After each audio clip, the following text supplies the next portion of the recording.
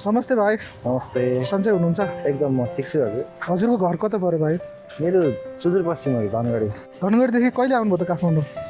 म त प्राय यतै बस्छु अहिलेलाई केही वर्ष भइसकेछ। म 2-4 वर्षदेखि चाहिँ अहिले काठमाडौँमै बसिरहेको छु। अहिले सामाजिक अभियन्ताको रूपमा काम गरियो। त्यसपछि चाहिँ म अहिले तत्काललाई हाम्रो चिया शब्दालय एउटा हाम्रो चिया गफ गर्ने एउटा ठाउँ भनौँ न, एउटा बिजनेसको रूपमा म यता चिया शब्दालय चाहिँ सञ्चालन गरिरहेको छु। अनि हजुरले यो कहिलेदेखि खोल्नु भएको यो रेस्टुरेन्ट चिया शब्दालय कहिलेदेखि खोल्नु भयो?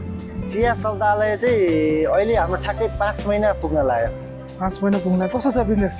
ठिक छ, राम्रो छ। तपाईँको त्यहाँ स्लोगनदेखि युवा रोजगार स्वदेशमै के लेख्नु भएको छ? युवा स्वदेशमै बसेको राम्रो। सबै कुरा हामीले बाहिरबाट इम्पोर्ट गर्दैनौँ। हामीले जे छ लोकल मेटेरियलहरू त्यही नै युज। यो रेस्टुरेन्टको बारेमा हजुरले सर र यो के कस्तो हो एकचोटि राम्रोसँग बताइदिनु। मेरो भ्युअर्सहरूले चाहिँ युनिक सामान देख्छन् होइन, यो युनिक सामान चाहिँ कसरी गर्यो होला, के गरी गर्यो भने अलि युवाहरूलाई नि अलिक उत्सुकता हुन्छ नि त, जान्न बुझ्नको लागि उत्सुकता हुन्छ। त्यही कारणले गर्दाखेरि हजुरको यो सामानहरू चाहिँ यो कस्तो के हो सबै कुरा एकचोटि चाहिँ राम्रोसँग बताइदिनु होला। मलाई पनि यस्तो कि यो बारेमा यस्तो कन्सेप्ट छैन कि कसरी क्वेसन गर्नु यो सामान के हो भन्ने, तर हजुरले नै बताउनु पर्ने। भन्दा पहिला त मैले स्टार्टिङको दिनदेखि नै कुरा गर्नुपर्छ। स्टार्टिङमा चाहिँ मैले अब आफू चाहिँ अन्य आफ्ना योजनाहरू गर्दाखेरि प्राय ठाउँहरूमा चिया खान गइन्थ्यो। गइसकेपछि अब अर्को ठाउँहरूमा चिया खाँदाखेरि चाहिँ आफूले मात्र बसेर आफ्नो साथीहरूसँग मात्रै बसेर खाइने भयो। त्यसपछि एउटा आफैले नै एउटा क्रिएट गराउँ न, आफैले नै एउटा सञ्चालनमा ल्याउँ र सबैलाई चाहिँ एउटा मिठो चियाको स्वादसँगै एउटा होइन पकान मेट्ने एउटा छुट्टै एउटा माहौल बनाऊँ भनेर चाहिँ यो दिमागमा आयो। त्यति गर्दाखेरि अब चाहिँ नाम सोच्नुपर्ने भयो। हजुर नाम पनि अहिले चियाका विभिन्न नामहरू छन्, र मैले चाहिँ अब हाम्रो मेरो साथी पनि हुनुहुन्छ अनि उहाँ र म गर्दाखेरि सबै कुराहरू अब चिया शब्दालय भनेपछि चिया खाँदै गफ गर्ने घर भन्ने जनाउँछ कि खासमा। चिया शब्दालय यसको अर्थ चाहिँ चिया खाँदै गफ गर्ने घर या गफ गर्ने शब्दालय होइन, शब्द व्यक्त गर्ने सिर्जना गर्ने हुन्छ। हजुर। अनि त्यसपछि त्यो नाम पनि बनायो अनि बाहिर बोर्डहरूमा त्यो सबै नामहरू राखिसकेपछि यहाँ चाहिँ अब हाम्रो स्ट्रक्चरहरू सबै कुराहरू लोकल मेटेरियल हाम्रो बाँस नेपालकै हो।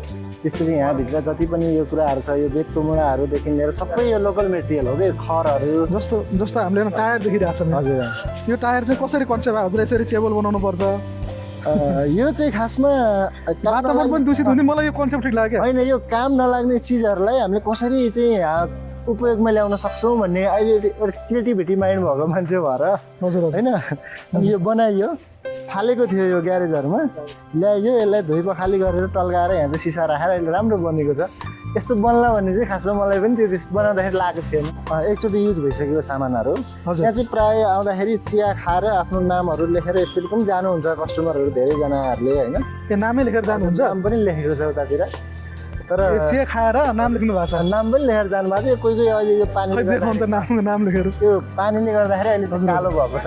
यता नाम लेखेर जानुभएको छ, यसरी यतातिर पनि नाम लेखेको छ, उतातिर पनि नाम लेखेर जानुभएको छ। हजुर हजुर। अनि यो चाहिँ खासमा यही नै हो। अब शब्दालय भने चाहिँ आफ्नो शब्दहरू कोरेका छन् भित्ताहरूतिर। प्राय गरी अलमोस्ट गाउँमा होस् सहरमा होस् विदेश जाने मात्रै सोच छ अहिले। मलाई नि विदेश जानु पाए हुन्थ्यो, साथीहरू गए सबै गए, त्यो कहिले आएन मनमा? मलाई त मनमा त्यो कहिले पनि आयो। कहिले त अब माइन्डमा आउँछ त्यस्तो कुराहरू, तर म कन्ट्रोल गर्छु। हजुर। नेपालमा थुप्रो अवसरहरू छ होइन, त्यसको लागि सृजनशील बन्नु पऱ्यो, मेहनती बन्नु पऱ्यो, नयाँ कुराको खोज गर्नु पऱ्यो। त्यही त हो।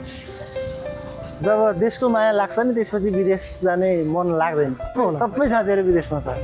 खास गरी भन्नुपर्ने हो भने साथीको नाममा म एक्लै हो यो स्वदेशमा बस्नुपर्छ भनेर त्यो क्रान्ति गरेर आएको म एक्लै नै। र अहिलेको युवाहरूलाई चाहिँ के भन्न चाहनु? अवसर त नेपालमा कति छ अवसरै अवसर, जहाँ हेर्दा पनि अवसर छ। उत्पादनको क्षेत्रमा अवसर छ, डिजिटल क्षेत्रमा अवसर नै छ, अनि अन्य बिजनेस व्यवसायहरूमा पनि अवसर नै छ। तर आफू भिडबाट भिन्न बन्नु पऱ्यो, केही एक्स्ट्रा दिनु पऱ्यो।